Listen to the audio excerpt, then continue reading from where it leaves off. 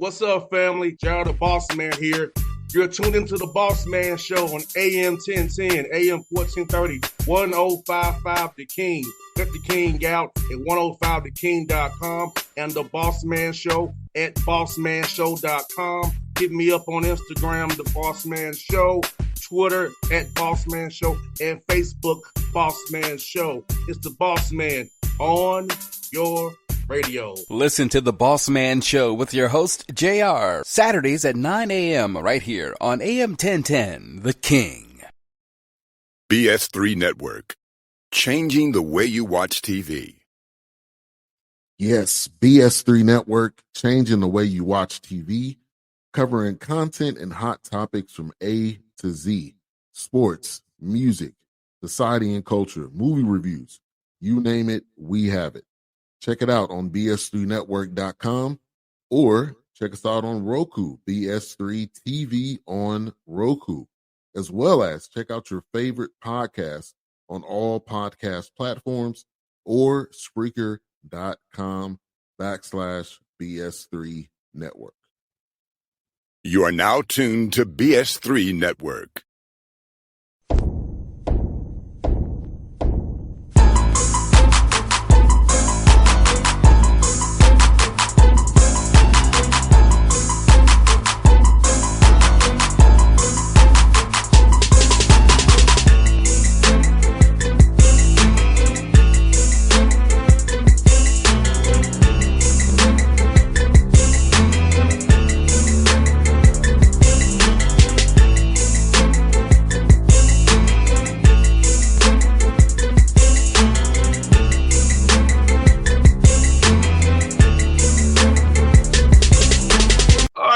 Back on the Bossman Show, a friend of the show. You see him on the screen, the Mexico State head coach. This is Hooten. With me on the Bossman Show, a good friend of mine, Jay Hooten. How you doing, brother?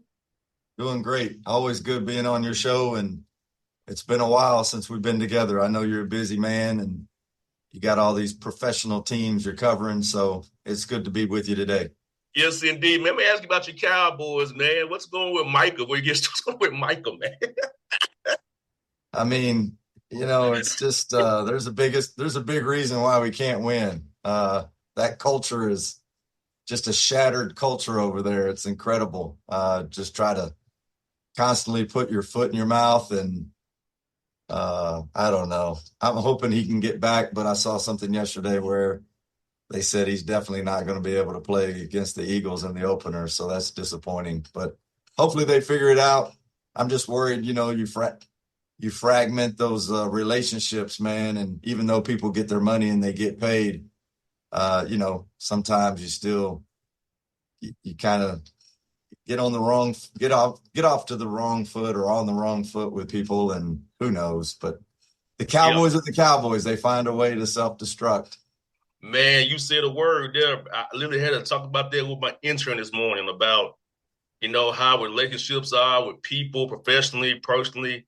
You know, you say or do the wrong thing, it can cause issue forever. And if you do something and it ain't the right thing you do, it can cost you. Like his problem was he got drunk and said some things while he was drunk. And I said, most time when you drunk, you tell the truth.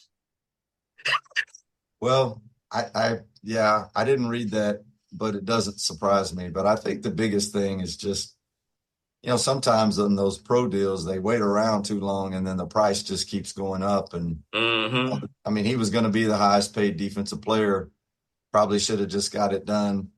A year ago, been cheaper. Yeah, a year ago would have been cheaper. And now you wait and you end up having to overpay. They did the same thing with the running back a couple of years ago. Ezekiel Elliott, CD Lamb, and Dak. Yeah, same thing with all those guys. And then you just end up paying more money.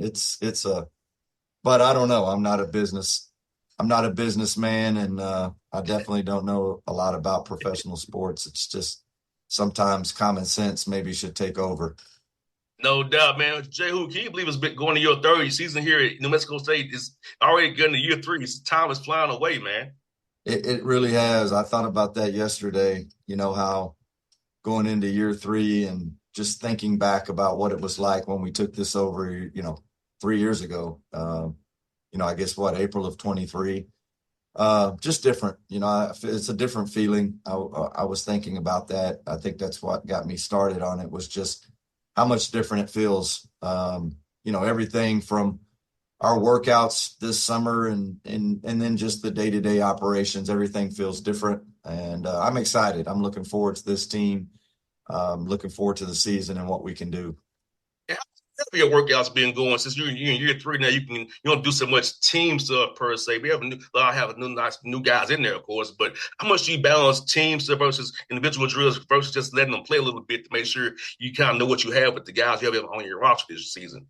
Yeah, it's a good question. I think our staff does a great job. We try to, mix those two things up, and definitely want to still do a lot of skill development, trying to get guys better. And But also, in this day and age with the portal and having 10 new players, we've got to make sure we have our foundation in and our base in, both offensively and defensively. So a lot of stuff that we've worked on this summer, we try to incorporate the two together.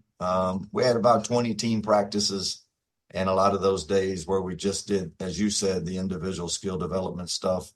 Strength coach had a great summer with them and, got in there and got them in shape. I was looking at our weights yesterday. We had one young man come in and gain 16 pounds in 6 weeks.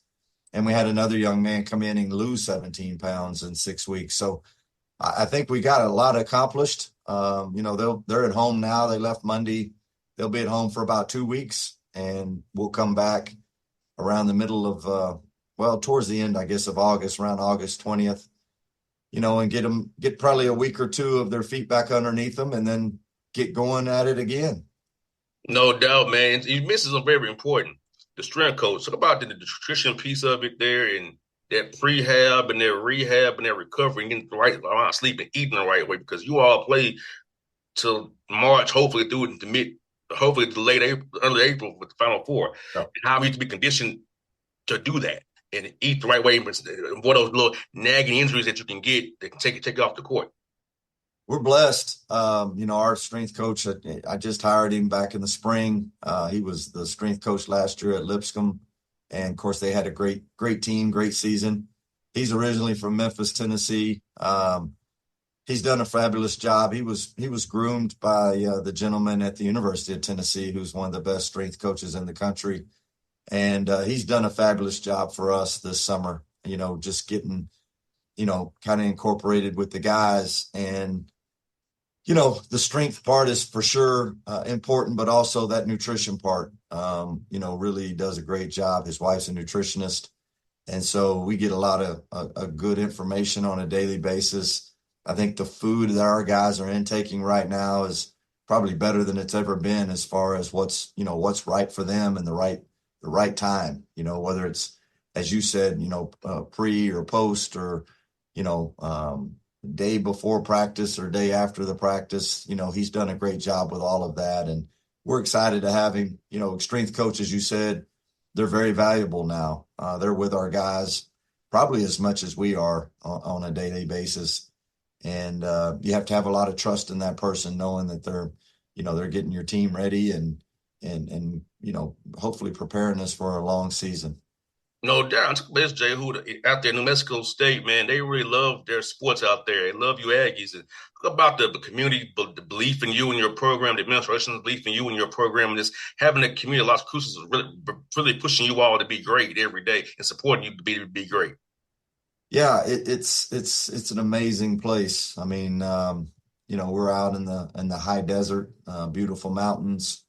But these people, they just love their sports. I'm excited about football season. I know Coach Sanchez had a great recruiting class, and then, he got hit with the portal pretty hard, but I know they recovered. And from everything that I've heard, they're off to a really good start in fall ball and getting ready for the season opener here soon. So, and then basketball has just been a tradition here. Everybody that's been here has been pretty successful over the years. A lot of great coaches. You'll probably leave out a lot, but, Coach Henson, Coach McCarthy, Marvin Menzies, Chris Jans, That's just a few that have done so well, and the ones that I've kind of come across and gotten to know over my career. But yeah, I mean, just the crowds, the attendance, but really just the day-to-day excitement in the city and the community. I was somewhere yesterday eating lunch and walked out, and a gentleman came up and told me he was a season ticket holder for the last 25 years, and he was excited about the season. Kept up with our recruiting class, knows exactly everybody, their name, their position. That doesn't happen everywhere. That's stuff that you see at Duke or North Carolina or places where, they're into basketball, year round. And so, I'm excited. I'm excited about being here. I'm excited about, what we've kind of done and accomplished in such a short period of time, and in the future, where we're moving. I'm excited about all of that. 100%. And the last year, man, you got 17 wins, 10 in Conference USA play, and talk about just being at conference. The travel can be rough for you guys. Let's be honest. You kind of on the western corridor out there. The travel coming back our way is kind of hard for you. But to get 10 wins, 17 overall last year and year two, after a tough year one, has to make you feel very, very good. Yeah, our league, as you know, you're sitting right there kind of in the middle of it. And you know how good it is. I mean, it was, I think, 8th or 9th ranked league in the country out of 32 last year. Conference USA is no joke. And there's such great players. There's such great teams and coaches. It's just you got to be ready to play. There's no cupcakes. There's no bottom of the league. Everybody's really, really good. And this year we'll have 12 teams, and I believe only 8 make it to the tournament. So, it's going to be a dogfight. And as you said, the travel is a beast. We're out here on the western side of the conference, and the more of the eastern side is probably what the conference is made up of in that area that you're sitting in. So, getting out there is tough and difficult. There's some direct flights, from here, and we'll charter quite a few trips as well. But just the overall night in and night out grind. I tell our staff and I tell our team every day, that's what we're preparing for. You're preparing for a battle. You're preparing for, this year, 20 games. We're going to have 20 conference games. And it's not going to be easy. There's not going to be one easy game. And, you just got to be prepared. You got to be ready. That comes from, the preparation in the film room, on the court, the individual skill development to help each player get better. And then also, like you said, the strength coach and the nutrition part. I think all of those things combined are what builds your culture and your program. And you got to have that in order to play 20 conference games and hopefully be one of the last ones, if not the last one standing in March. And Jay, who I know it's not an excuse, but the travel drains you too. So fans understand when you take those long trips to the East Coast. I know I'm just traveling. We go out west for the NBA. It's like you get off that plane. It's like you feel a little bit of a little lag to you. So that's real. So all these things, not excuses. It's really the truth, and that's why you be very prepared to deal with these things and overcome the adversity of the road, because the road shows you who you really are as a player, as a person. Can you get through this tough time where I'm not feeling my best because of travel or times of difference? So I overcome all those things when on the road, and that's why I always say when on the road made me feel the best when on the road, because it wasn't ideal for us. We had to overcome something to get it done.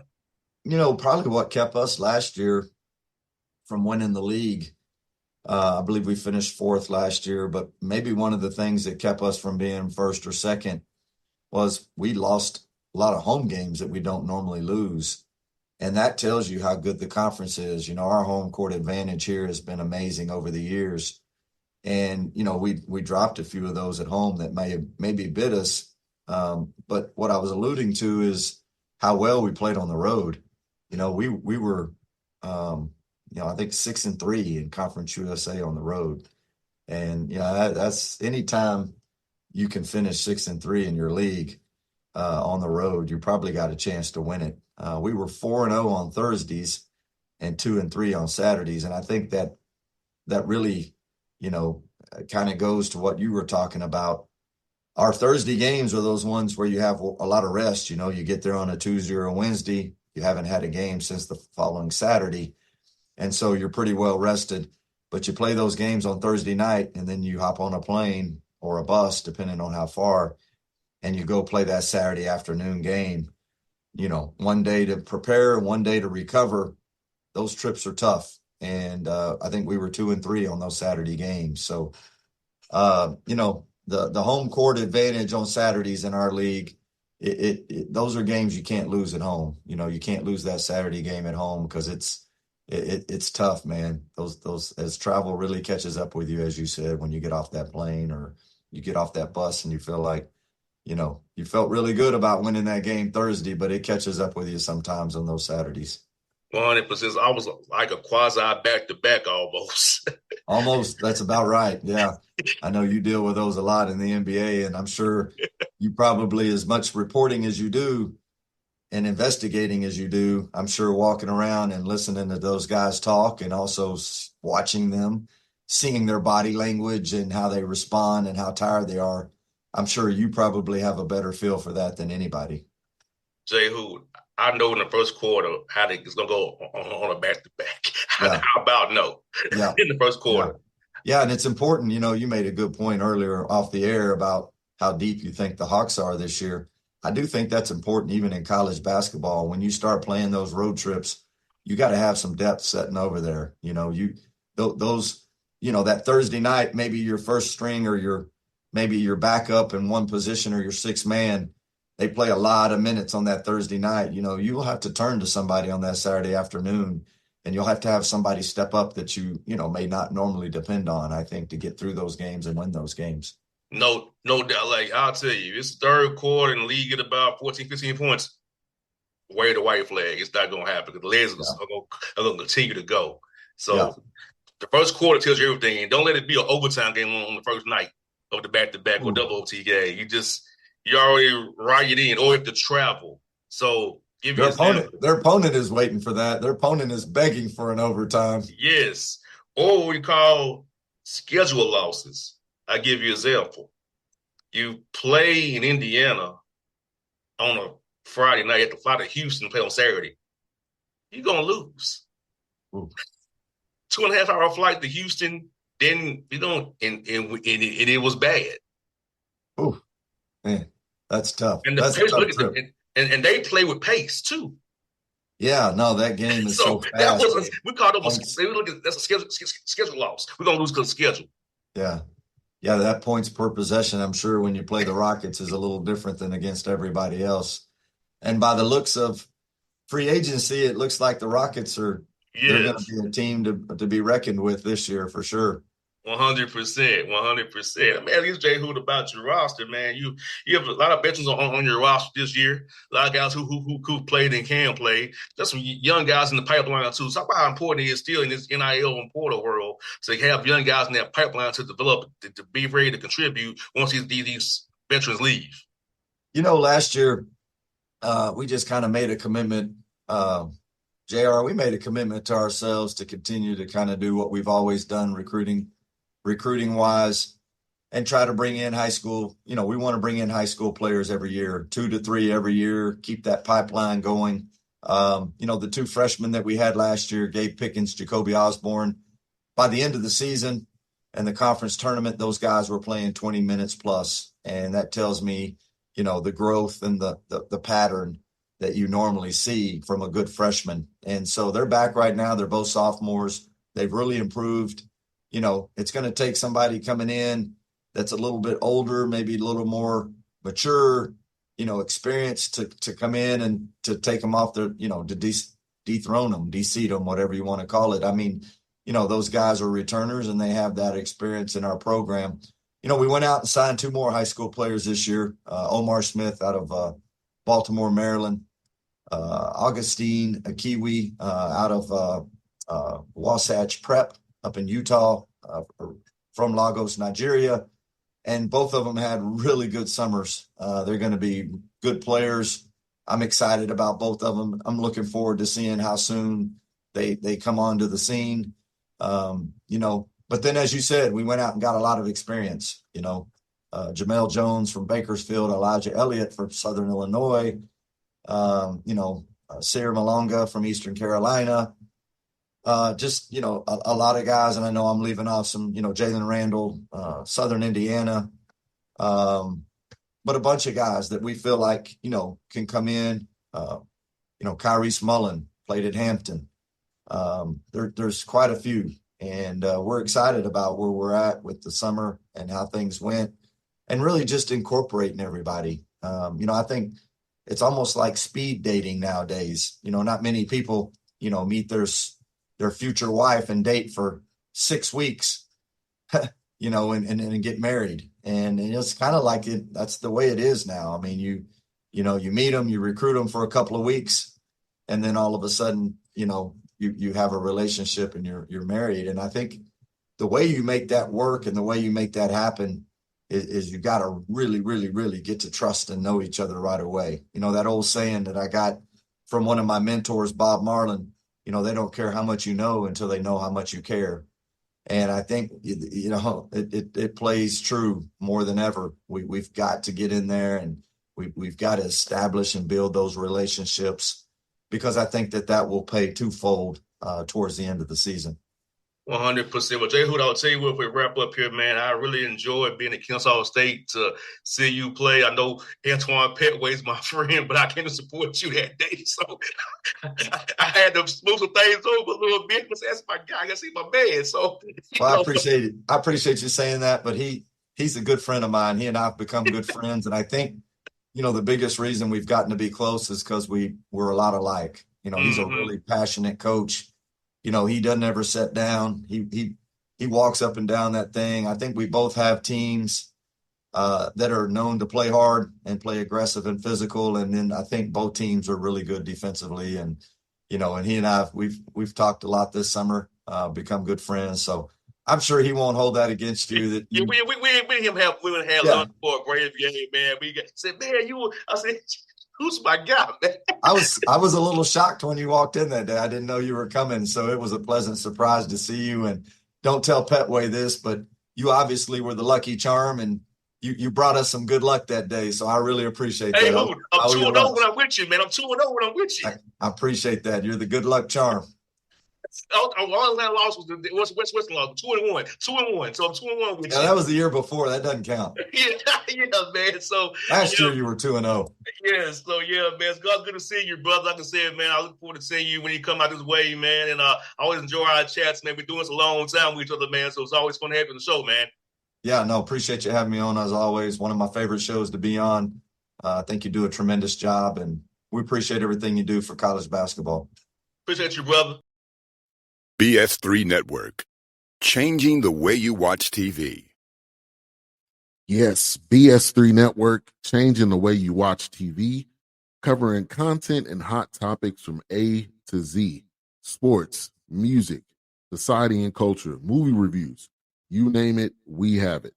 Check it out on bs3network.com or check us out on Roku, BS3 TV on Roku, as well as check out your favorite podcast on all podcast platforms or Spreaker.com/BS3 Network. You are now tuned to BS3 Network. What's up, family? Gerald the Bossman here. You're tuned into the Bossman Show on AM 1010, AM 1430, 1055 The King. Let the King out at 105theking.com and the Bossman Show at bossmanshow.com. Hit me up on Instagram, The Bossman Show, Twitter at Bossman Show, and Facebook, Bossman Show. It's the Bossman on your radio. Listen to the Bossman Show with your host, JR, Saturdays at 9 a.m. right here on AM 1010, The King.